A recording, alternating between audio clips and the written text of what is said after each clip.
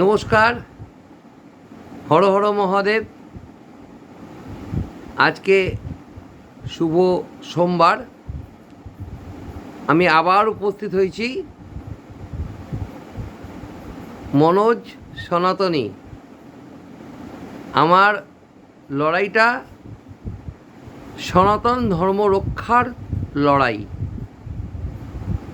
আর এই লড়াইয়ে আমাদের ভারতবর্ষের বৃহত্তর জনগোষ্ঠী সনাতন জনগোষ্ঠী, এই বৃহত্তর সনাতন জনগোষ্ঠীর যারা মানুষ, তারা তাদের ধর্মাচরণ থেকে একটু পিছিয়ে পড়েছে। এখন এই জায়গায় তাদেরকে আবার যখন ফ্রন্টিয়ারে আনতে হবে, মানে সামনের সারিতে আনতে গেলে একটু ঘষা মাজা করতে হবে। এই ঘষা মাজা কীরকম? যেমন আপনারা দেখেন না যে কড়ায় কালি পড়েছে, হাঁড়িতে কালি পড়েছে, কি দিয়ে ধুতে হবে? ও মেজে তুলতে পারবেন না, আপনি ঘষা মাজা করে ওইভাবে তুলতে পারবেন না। প্রথম আপনাকে ধোলাই করতে হবে, ধোলাই, কস্টিক সোডা দিয়ে ধোলাই করতে হবে। তো আমাদের ভারতবর্ষের যে বৃহত্তর জনগোষ্ঠী, যারা সংখ্যাগুরু, আমরা বলি না ভারতবর্ষে আমরা সনাতনীরা সংখ্যাগুরু, তো এই সংখ্যাগুরু ভারতীয়দের জন্য একটু ধোলাই প্রয়োজন। সেই ধোলাইটা আবার কস্টিক সোডা দিয়ে, এই কস্টিক সোডা দিয়ে ধুলে জং ফংগুলো ছেড়ে যাবে। তো এই কস্টিক সোডা কিন্তু অলরেডি আমরা কস্টিক সোডা দিয়ে ধোলাই হচ্ছি এবং আমাদের জং ছাড়ছে। ভারতবর্ষের বৃহত্তর জনগোষ্ঠী সনাতনী হিন্দুদের জং ছাড়ছে। সেই পশ্চিমবাংলায় বলুন, গুজরাটে বলুন, মহারাষ্ট্রে বলুন, পাঞ্জাবে বলুন, কাশ্মীরে বলুন, আসামে বলুন, ত্রিপুরায় বলুন, সমস্ত জায়গায়, সমস্ত রাজ্য জুড়ে এই সনাতনীদের একটু একটু করে জং ছাড়ছে। তা এইটা তো বলার আগে আমি একটা গল্প আপনাদেরকে বলবো। দেখুন, সারা পৃথিবীতে প্রচুর দেশ আছে, বিভিন্ন ধর্মের, বিভিন্ন ধর্মাবলম্বী, তাদের স্বাধীন রাষ্ট্র, এক ধর্ম, এক ধর্মের দেশ। তাদের দেশটাই লেখা আছে এটা খ্রিশ্চান কান্ট্রি, এটা মুসলিম কান্ট্রি। তো এরকম প্রত্যেকটা দেশের তাদের রেজিস্টার্ড করা আছে এবং তারা কিন্তু সেখানে সংখ্যাগুরু। তো এই জায়গায় আমি একটা ছোট্ট ধাঁধা রাখি আপনাদের, দেখি কারা কারা বলতে পারেন। যারা যারা আমার ভিডিও দেখছেন তারা বলতে পারেন কি না। আচ্ছা বলুন তো, পৃথিবীতে এত সংখ্যাগুরু বিভিন্ন ধর্মাবলম্বী দেশ আছে, সেই সমস্ত সংখ্যাগুরু ধর্মাবলম্বী দেশের মধ্যে সংখ্যালঘুরা সংখ্যাগুরুদের উদম পেটাচ্ছে, উদম মারছে, এরম একটা দেশের নাম বলুন তো। আছে? পৃথিবীর ইতিহাসে আছে যে সংখ্যাগুরু যে দেশে অবস্থান করে তাদেরকে সেই দেশের সংখ্যালঘুরা ধরে ধরে পেটাচ্ছে? পৃথিবীর ইতিহাস খুলে, এই কারেন্ট ইতিহাস খুলে আপনারা বলুন আমাকে। আমার ভিডিও লাইক কমেন্ট করতে হবে না, শুধু আপনারা ভিডিওটা শুনুন। আমার ভিউজের দরকার নেই, আমার বিরাট ভিউজের দরকার নেই, কারণ আমার লড়াইটা ধীরে ধীরে। কারণ একবারে দুম করে ওপরে উঠে গেলে না, ধপ করে জ্বলে উঠলে ফস করে নিভে যায়। তা আমি ধপ করে জ্বলেও উঠতে চাই না, ফস করে নিভেও যেতে চাই না। আমি জ্বলবো, আমি জ্বালামুখী হয়ে জ্বলবো। সনাতনী হিন্দু ধর্মের জন্য আমি জ্বালামুখী হয়ে জ্বলবো। তা প্রশ্নটা কি রেখেছিলাম আপনাদের সামনে বন্ধু? বলুন এমন একটা দেশের নাম যেখানে সংখ্যাগুরুদের সংখ্যালঘুরা সেই দেশের ধরে ধরে উদম পেটাচ্ছে, ঠ্যাঙাচ্ছে এবং তাদের বাড়ির মা বোনেদের শ্লীলতা হানি করছে, তাদের লুটপাট চালাচ্ছে, তাদের কুপিয়ে মেরে ফেলছে। এরকম একটা দেশের নাম বলুন পৃথিবীর মধ্যে। কে ঢালাই ফেলে দিয়েছি না? বলতে পারবেন না। এবার ভেবে দেখুন, সেই দেশটা হচ্ছে আপনার ভারতবর্ষ। সেই দেশটাই হচ্ছে আপনার ভারতবর্ষ, যে দেশে আপনি সংখ্যাগুরু, অথচ দেখুন সংখ্যালঘুরা বলে বলে বলে বলে আপনাকে প্রত্যেকটা অঞ্চলে অঞ্চলে আপনাকে ধরে পেটাচ্ছে। তারা আপনার মা বোনের ইজ্জত নিয়ে ছিনিমিনি খেলছে, আপনার সম্পত্তির দখল নিচ্ছে। এটা কি আপনার লজ্জা লাগছে না যে সেই দেশটা আপনার, আমার, সবার দেশ ভারতবর্ষ? এই দেশেই, এই ভারতবর্ষেই, আমার দেশ ভারতবর্ষেই আমাদের সনাতন ধর্মের ঈশ্বর শ্রীকৃষ্ণের জন্ম। এই দেশেই মা কালীর আবির্ভাব হয়েছিল, এই দেশেই মা দুর্গার আবির্ভাব হয়েছিল। আমরা সনাতনী, আমাদের দেশের এত ইতিহাস। কে বলেছে আপনাকে সনাতন ধর্ম করতে গেলে গীতা, উপনিষদ, বেদ এসব জানতে হবে? এগুলো জানবেন পরে, এগুলো আপনি পরে জানবেন। আগে নিজের অস্তিত্ব নিয়ে জানুন, কোথায় আপনার অবস্থান। আপনাকে সনাতন ধর্ম করতে গেলে আগে আপনার অবস্থান জানতে হবে, আপনি কোথায় আছেন। আপনি জানেন কোথায় আছেন? আপনি আছেন বা আমরা আছি সনাতনীরা একদম কোণঠাসা হয়ে যে কোনো মুহূর্তে, যে কোনো মুহূর্তে এই দেশ আপনাকে ছেড়ে চলে যেতে হতে পারে। একবার ভাবুন, একবার ইরান নাম শুনেছেন? বলবেন হ্যাঁ শুনেছি। ইরানে আপনারা গিয়ে দেখুন, প্রত্নতাত্ত্বিক খনন কার্য চালান ইরানের মাটিতে। খুঁড়তে খুঁড়তে খুঁড়তে খুঁড়তে মাটির তলায় দেখবেন ঠিক একটা হিন্দু মন্দির। এই সনাতনীরা ধর্মাচরণ না করার জন্য সেই মন্দিরটা ছেড়ে আসতে হয়েছে, সেই জায়গাটা ছেড়ে আসতে হয়েছে। সৌদি আরবিয়া, যেখানে মুসলিমরা হজ করতে যায়, ওখানে আমাদের মক্কেশ্বর আছেন। মক্কেশ্বর মানে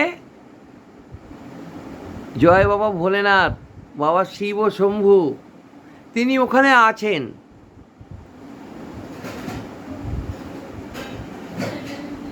এবং ওই দেশের মাটির নিচেও খনন কার্য চালিয়ে দেখুন, সেখানেও আপনি দেখতে পাবেন হিন্দু মন্দির। এখনও আপনাদের বলে যাচ্ছি, মিলিয়ে নেবেন। সাধারণ কথাই বলছি। আপনি বলবেন আমি তো কোনো অসাধারণ কথা বলছি না, আপনি কি বলছেন আমরা তো সবই জানি। জানলে তো হবে না, আপনাকে বুঝতে হবে। শুধু জানলে হবে না, আপনাকে বুঝতে হবে আপনি কোথায় আছেন। আজকে ইন্দোনেশিয়ায় দেখুন হিন্দু ধর্ম এখনও আছে, সেই ধর্মের মানুষরা আছে, সেখানে মন্দির আছে। মালয়েশিয়াতে দেখুন হিন্দু ধর্মের মন্দির এখনও আছে। বার্মায় দেখুন আছে, আপনি থাইল্যান্ডে গিয়ে দেখুন আছে। সমস্ত জায়গা জুড়ে কিন্তু সনাতনীদের অস্তিত্ব আছে, কিন্তু সনাতনীরা নেই। কেন? কেন আজকে পৃথিবীর বুকে 15টা সনাতন ধর্মের, হিন্দু ধর্মের রাষ্ট্র হবে না? আমাকে জবাব দিতে পারেন? পৃথিবীর আদি প্রাচীন ধর্ম আমাদের সনাতন ধর্ম। কেন আমার পৃথিবীর মধ্যে আমরা 10টা সনাতন হিন্দু রাষ্ট্র করব না? আমাদের কেন হবে না? হবে না তার কারণ আমরা এখন ওই জায়গায় আটকে আছি। কি না, গুরু দীক্ষা নিয়েছি। গুরু দীক্ষা আমাকে জিজ্ঞেস করে লোকে, গুরু দীক্ষা নিয়েছেন? আমি যে কে গুরু দীক্ষা দেবে সেই ভরসায় আমি থাকি না। আমি আমার মতো এগিয়ে চলি। রাধা মাধব যখন কৃপা করবেন তখন আমার গুরু আসবে, গুরুর দীক্ষা হবে। এও একটা যোগ। বিয়ে, জন্ম, মৃত্যু যেমন একটা যোগ, তেমনি গুরুর দীক্ষা, গুরুর দেখা পাওয়া, সদ্গুরুর দেখা পাওয়া একটা যোগ। যখন হবে তখন হবে। কিন্তু যারা ভাবেন, যাদেরকে আমি বলি যে দাদা একটু ধর্মটা আলোচনা করি, শুনুন, তবে না না জানি তো, করি তো, ও তো গুরু নাম জপ করি আমি প্রতিদিন সকাল সন্ধে। আমি বৃহস্পতিবারে পুজো নিজে হাতে দিই, গিন্নিকে দিয়ে দেওয়াই না। ঠাকুরকে ফুল, বেলপাতা, বাতাসা, নকুলদানা, সন্দেশ, 5 রকম ফল, আমরা এর মধ্যে দিয়ে আবদ্ধ। এবার আপনাদের বলি, সনাতন ধর্মের মধ্যে যতগুলো দেবতা পেয়েছেন, এই যে আমি একটু আগে বললাম, মা কালী, মা দুর্গা, আমার ভোলেনাথ মহেশ্বর, যত দেবতা পেয়েছেন, কারোর হাতে কি কোনো অস্ত্র আছে কি নেই? মা কালীর হাতে খাঁড়া আছে, বাবা ভোলেনাথের হাতে ত্রিশূল আছে। তাহলে তারা কিন্তু এসেছিলেন এবং তারা যুদ্ধ করে আমাদের ধর্মটাকে টিকিয়ে রেখেছিলেন। তাহলে আমাদেরকে ধর্ম করতে গেলে শুধু মুখে ঠাকুরকে বেলপাতা দিয়ে এইভাবে চললে হবে না। গুরু নাম জপ করলাম, এরকম একটা মালা নিয়ে খালি জপ করছি, বাড়িতে বসে বসে বুড়ো হয়ে গেছি, জপ করছি। আহা, এই মশাই রাখুন তো জপ, আপনার পকেটে রাখুন আপনার জপ। জপ টপ পরে করবেন, আগে ধর্মীয় প্রচারটা করুন, ধর্মের সঙ্গে যুক্ত থাকুন। চায়ের দোকান, কোনো মার্কেটে, বাজারে, ঘাটে যেখানে সনাতনী দেখবেন সেখানে নিজেদের জাহির করুন, নিজেদেরকে পরিচয় দিয়ে নিজেদেরকে অস্তিত্বটা যাদেরকে টিকিয়ে রাখা যায় সেই চেষ্টা করুন। যে চেষ্টার কথা ভারত স্বাধীন হবার আগে একমাত্র গুরু মহারাজ প্রণবানন্দ মহারাজ মহাশয়, যুগাচার্য যিনি, তিনি কিন্তু অস্তিত্বটা কীভাবে আমাদের বিলুপ্তি ঘটছে তিনিও টের পেয়েছিলেন এবং তিনি বলে গিয়েছিলেন যে আমাদের যুব সমাজ, আপনার ছেলেকে আপনি বলবেন যে আমি আমার ছেলেকে খুব ভালো লেখাপড়া করাচ্ছি, ইঞ্জিনিয়ারিং পড়িয়ে দিয়েছি, ও এখন আমেরিকা যাবে, রাশিয়া যাবে, জাপান যাবে, জার্মান যাবে। তো ধুরমশাই, ও যেখানে যাবে। আপনি বলছেন আমার তো 3 কাল গিয়ে 1 কাল ঠেকেছে, আমি তো এই যাত্রায় যা ঠাকুরের নাম জপ করেছি, মালা জপ করেছি, আমার তো বৈকুণ্ঠে জায়গা হয়ে যায়। আরে আপনি নয় বৈকুণ্ঠে জায়গা করে নিলেন, আপনার ছেলেটা, আপনার ছেলের বউ, আপনার নাতনিটা, সুন্দরী নাতনিটা, সে কি বিধর্মীদের হাতে ধর্ষণ হবে?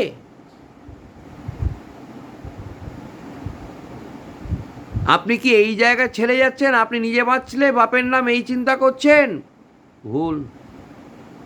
ভুল চিন্তা করছেন। চিন্তা ভাবনা সলিড রাখুন।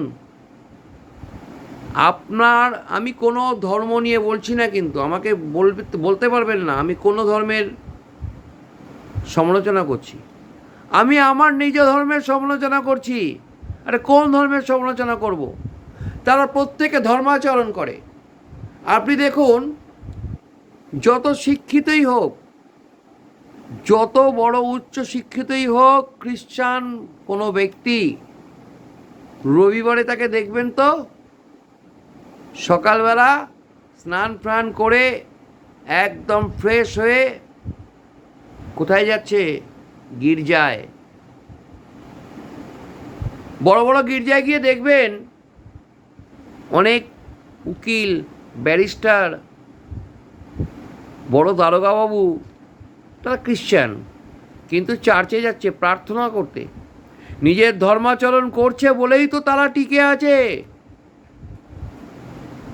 আমার দেশের যারা সংখ্যালঘু ভাই মুসলিমদের দেখুন, দিনে 5 বার নামাজ পড়ছে।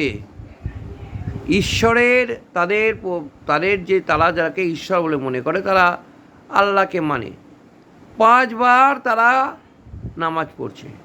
আর জুম্মা মানে শুক্রবারে অবশ্যই তারা অবশ্যই মসজিদে যাচ্ছে, জমায়েত করছে। আর আমরা মন্দিরে যাচ্ছি কি করতে? মন্দিরে গেলাম, ভালো করে ঠাকুরকে পুজো দিলাম, স্বামী স্ত্রী বাচ্চা কাচ্চা নিয়ে গেলাম, ঠাকুরমশাই একটু ঘন্টা টং করে বাজালাম, বাজিয়ে ঠাকুরমশাইকে বললাম একটু আশীর্বাদ করুন। এটা কখনো বলেছেন ঠাকুরমশাই? আমাদের ধর্ম এখন সংকটে, আমাদের অস্তিত্ব বিলোপ হয়ে যাচ্ছে, আমরা এখন কি করব? যদি বলেনও, আপনার ঠাকুরমশাই বলবে ও তো রাধা মাধব জানে, তিনিও জানেন না। কিন্তু আজকে মসজিদ থেকে ইমাম যেটা বলে দেবে, সংখ্যালঘু মুসলিম ভাইয়েরা প্রত্যেকে সেইভাবে চলবে, সেই চিন্তা কথা মাথায় রাখবে। ব্যবসা করুক, বাণিজ্য করুক, চাকরি করুক, যা করুক, তারা কিন্তু মাথায় রাখবে আগে আমার জাত ভাই। খ্রিশ্চানরাও তাই, আগে মাথায় রাখবে আমার জাত ভাই। শুধু তাই নয়, তারা ধর্ম প্রচার করে, এবং ভারতবর্ষের মতো দেশে তারা ধর্ম প্রচার করছে। তারা কি প্রচার করছে? বিভিন্নভাবে মানুষকে ফোর্সলি, আমি নাম বলবো না, কোনো ধর্মের মানুষ জোর করে ধর্মান্তরিত করে তাদের ধর্মে নিয়ে নিচ্ছে। কাদেরকে নিচ্ছে? এই সনাতনী হিন্দু ধর্মের মানুষকে। আবার কোনো জায়গা থেকে কেউ পড়াশোনা শেখাবো, অমুক করবো, তোমার দায়িত্ব নেবো, তোমাকে রেশন দেবো, মাসিক রেশন দেবো, তোমার দেখভাল করব, তারাও ধর্ম পরিবর্তন করে দিচ্ছে। কিন্তু আমাদের কোনো জায়গা দেখতে পাবেন না এরকমভাবে। আমাদের কোনো সংগঠনে আমরা এরকমভাবে বলি না। শুধু আমার এইভাবে ধর্ম কাউকে পরিবর্তন করে আমার ধর্মে আসতে হবে না। আমরা যারা আছি শুধু নিজেদের ধর্মটাই পালন করুন। ভয়ঙ্কর দিন আসছে সনাতন ধর্মের মানুষদের জন্য। আমি কিন্তু আপনাদের হুঁশিয়ারি দিয়ে বলছি, এখনও সাবধান হন। শুধু আপনারা চায়ের দোকানে বসে ওই টাকা একটু আগে, কিছুক্ষণ আগে আমি একটা চায়ের দোকানে এসে দেখলাম যে কিছু সনাতন ধর্মের বর্ধিষ্ণু মানুষজন, যারা খুব হায়ার এডুকেশন আছে, যাদের কাছে অনেক অর্থ, আনলিমিটেড মানিস যাদের কাছে রিজার্ভ আছে, তারা এসে কি আলোচনা করছে? আরে টাকা তো অনেক কামিয়ে ফেলেছিস, অনেকগুলো ফ্ল্যাট আছে, ছেলে মেয়ে ভালো চাকরি করে, এবার তো একটু ধর্ম আলোচনা কর। তারা এক জায়গায় এসছে, বুড়ো হাবড়া মানুষগুলো এসে তারা সেই টাকা নিয়েই আলোচনা করছে। টাকা পয়সা কি সঙ্গে যাবে? বলি, এই দেশটা ভাগ হয়েছিল কিসের ভিত্তিতে? ভারতবর্ষটা ভাগ হয়েছিল কিসের ভিত্তিতে? শিক্ষা দীক্ষা তো আপনাদের আছে, দ্বিজাতি তত্ত্বে। দ্বিজাতি তত্ত্বে ভাগ হয়েছে। আপনাদের এই ভারতবর্ষের ভূখণ্ড, আমাদের এই ভারতবর্ষের ভূখণ্ড 26% মানুষ 36% জায়গা নিয়ে পাকিস্তান তৈরি করেছে, এটা মুসলিম কান্ট্রি করেছে। আর খুব দুঃখের বিষয়, আমাদের দেশটা হিন্দুস্তান নামে হয়েছে, কাগজে কলমে ব্ল্যাক অ্যান্ড হোয়াইটে হিন্দুস্তান হয়নি, কিন্তু মেজরিটি হিন্দু থাকে। কেন হয়নি তার পিছনে গভীর ষড়যন্ত্র ছিল। মুসলিমদের একটা কথা আছে, বিসমিল্লাহ গলত, মানে শুরুতেই গলত। খ্রিস্টানদের কথা আছে মর্নিং সোজ দ্য ডেজ, কি না দিনের সকালবেলায় আপনার দিনটা কেমন যাবে আপনি উঠলেই বুঝতে পারবেন। কোনো একটা ঘটনা এমন ঘটে যাবে, সেই ফিলিংসে আপনি বুঝতে পারবেন সারাদিন আপনার ভালো যাবে না মন্দ যাবে। তা ভারতবর্ষের জন্মলগ্নে দ্বিজাতিতে ভাগ হলো। তারপরে প্রধানমন্ত্রী হলেন যিনি, তিনি একজন কেমন যেন গুলিয়ে যাচ্ছে। তিনি নামে হিন্দু পণ্ডিত, কামে নয়। খুব বাঁচা বেঁচে গেছেন। তিনি যা যা আইন করে গেছে আমাদের হিন্দুদের বিরুদ্ধে করে গেছে। এই হিন্দুস্তান কাগজে কলমে হিন্দুস্তান হয়নি, 1 নম্বর কথা। 2 নম্বর কথা, এই হিন্দুস্তানে কেন এক আইন অভিন্ন দেয়নিবিধি কেন থাকবে না? এক দেশ এক আইন, সেখানে উনি শরিয়ত আইন ঢোকালেন কেন? এটা কি মুসলিম কান্ট্রি? প্রশ্ন আপনাদের কাছে, উত্তর দেবেন আপনারা। ভাববেন আপনারা, আপনাদের পরিবার আছে, আপনাদের সন্তান আছে, সন্ততি আছে, নাতি আছে, পুতি আছে, তাদের প্রজন্মের জন্য। আমার লড়াইটা আপনাদের জন্য। আমি আপনাদের শত্রু নই, বন্ধু। সেখানে এক দেশের এক আইন না হয়ে শরিয়ত আইন হলো। সেখানে ওয়াকফ বোর্ড তৈরি হলো, যেখানে মুসলিমদের মুসলিম ল বোর্ড তৈরি হলো শরিয়ত আইনে। কেন ভাই? সিভিল কোড তো রয়েছে সর্বসাধারণের জন্য। গণতান্ত্রিক রাষ্ট্র, গণতন্ত্র, সেখানে কেন আবার শরিয়ততন্ত্র, মুসলিম পার্সোনাল ল বোর্ড, এগুলো কি করে আসে? কোথা থেকে আসে? উড়ে উড়ে না চিল শগুনে পায়খানা করে দেয়? এগুলো ঠিক চিল শগুনের পায়খানার মতো আমাদের দেশে প্রথম প্রধানমন্ত্রী পায়খানা করে গেছেন। এটাও শুনেছি আমাদের দেশে এমন একটা আইন আনতে চলেছিলেন উনি, যে আমাদের দেশের এই ল বোর্ডকে এত পাওয়ার দেওয়া হবে, 7 জন ব্যক্তি সেই শীর্ষে থাকবে পাওয়ারে, যারা এসে যদি বলে যে আপনার পুরীর জগন্নাথ মন্দিরটা আমাদের ওয়াকফ বোর্ডের জমি, ভেঙে ফেলতে হবে মন্দির, আপনি কোনো সিভিল কোর্ট, জজ কোর্ট, হাইকোর্ট, সুপ্রিম কোর্ট, কোনো কোর্টে গিয়ে সেটা টলাতে পারবেন না। ভাগ্যিস সেটা হয়নি, সেইটাও করতে গিয়েছিলেন উনি। আমি তার নামটা নিচ্ছি না। তা যাই হোক, সনাতনী বন্ধুদের কাছে একটাই আবেদন, শেষ কথা বলবো, আপনারা ধর্মে ফিরে আসুন। যে মোর্চেগুলো পড়েছে, অত আপনাকে গীতা পাঠ করতে হবে না বাড়ি বসে বসে, আপনাকে অত মহাভারত পাঠ করতে হবে না, পুরাণ পড়তে হবে না, তত্ত্বকথা জানতে হবে না। শুধু আপনি নিজেকে সনাতনী বলে এটা জানুন তো, আগে জানুন তো নিজে সনাতনী। ছেলেপিলেদের ভালো করে আপনারা মেয়েদের এবারে, প্রত্যেকটা ঘরের মেয়েদের আপনারা এবারে ক্যারাটেতে ভর্তি করান। যুগাচার্য পরমানন্দ মহারাজ, গুরু মহারাজ বলে গেছেন, মহিলাদের, পুরুষদের নওজওয়ানদের তাদের ব্যায়াম করতে হবে, তাদেরকে অস্ত্র শিক্ষা করতে হবে, কারণ ধর্মযুদ্ধের জন্য অস্ত্র শিক্ষা। আপনি বলবেন ও তো আমাদের ভাই, অনেক দিন ধরে রিলেশন। আরে কে ভাই? এরা কি সেই ভাই?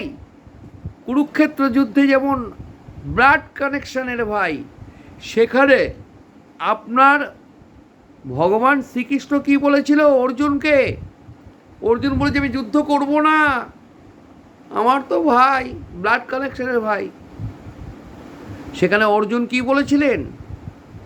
অর্জুন বলেছিলেন যে এখানে তুমি যদি যুদ্ধ না করো, এটা ধর্ম ন্যায় প্রতিষ্ঠার যুদ্ধ, অন্যায়ের বিরুদ্ধে ন্যায়ের প্রতিষ্ঠা হবে।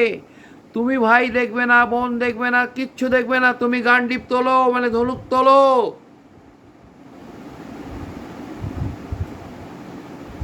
আমি ভুল বলছি? তাহলে আপনার ধর্ম বাঁচাতে গেলে আপনার ছেলেকে, মেয়েকে, প্রত্যেককে ক্যারাটে শেখান। পড়াশোনার সাথে সাথে যেমন কম্পিউটার শেখাচ্ছেন, তেমনি ক্যারাটে শেখান, অস্ত্র চালনা শেখান। বিভিন্ন ধরনের অস্ত্র বলতে কি, লাঠি চালনা, দেখবেন শোট চালনা, এটার প্রতিযোগিতা, অলিম্পিকে প্রতিযোগিতা হয়, শোট নিয়ে চালানো শিখতে হয়। নাহলে আপনি প্রতিরোধটা গড়বেন কি করে ভাবুন তো।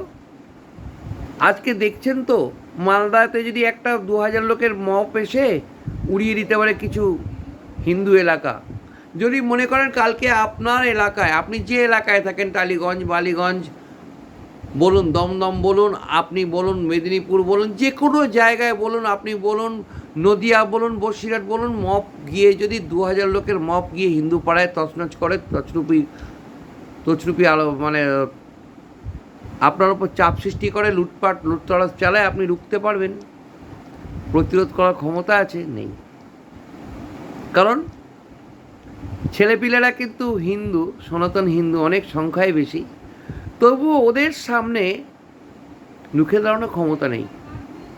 অস্ত্র চালনা শিখতে হবে তো। 200টা ছেলে যদি, সনাতনী ছেলে যদি অস্ত্র নিয়ে লাঠি চালনা করে, শোট চালনা শেখে, ভালো করে ক্যারাটে শেখে, ওই মপকে ঠেকিয়ে দেওয়া যাবে। তাই সবাইকে বলছি একটু ধর্মাচরণ করুন, পয়সা বেশি করবেন না, পয়সার সঙ্গে যাবে না।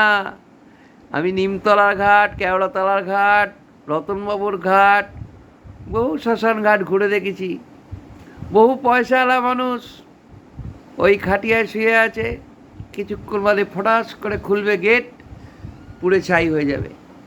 নমস্কার, প্রত্যেক সনাতনী বন্ধুদের আরও একবার হুঁশিয়ারি দিয়ে বলছি, সামনে ভয়ানক দিন আসছে।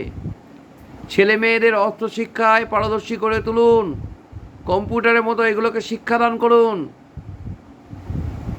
আর নিজের ধর্মটাকে যখন আপনি নিজে একাগ্রতাভাবে তৈরি করে একটা ইউনিটি তৈরি করতে পারবেন, তখন দেখবেন সামনে আপনার কেউ নেই। তখন দেখবেন রাজনৈতিক নেতারাও, আপনি যখন ঐক্যবদ্ধ হতে পারবেন, তখন রাজনৈতিক নেতারাও দেখবেন পিছিয়ে যাচ্ছে আপনাকে দেখে, আপনাকে তেলাবে তারা। এখন যেমন ওদের তেলাচ্ছে, তাহলে মেজরিটি আমরা যখন সংখ্যালঘু কত পার্সেন্ট, তারা কিন্তু একাগ্র আছে, তাদের ইউনিটি আছে, তাই তাদের তেলাচ্ছে রাজনৈতিক দল। আর মেজরিটির সংখ্যাগুরু হিন্দুরা ঐক্যবদ্ধ নেই, এদের এই জন্য তেলাচ্ছে না। তোর কোথায় নেবে ভোট? 50% সংখ্যাগুরু মানুষ ঐক্যবদ্ধ হয়ে দেখান, দেখবেন ওদের তেলানো ছেড়ে দিয়ে আপনাকে তেলাবে, আপনার সনাতন ধর্মের মানুষজনদের তেলাবে। যে কোনো সরকার, যে কোনো রাজনৈতিক দল, সে যে পার্টি হোক, আমি কোনো পার্টি পলিটিক্স করি না। সবাই ভালো থাকবেন, রাধা মাধব সবাইকে ভালো লাগবে, এই কামনা করে আজকের ভিডিওটা এখানে শেষ করছি। যারা দেখবেন একবার ভাববেন, আমি তো সনাতন ধর্মের জন্য পাগল, এই জীবন দান করব তাদেরকে। আমি ধন্য হয়ে যাব আমার কথায় যদি দুজন মানুষও সাড়া দিয়ে আমার কথাটা নিয়ে ভাবেন। নমস্কার, শুভরাত্রি, সবাই ভালো থাকবেন। হর হর মহাদেব, হরে কৃষ্ণ।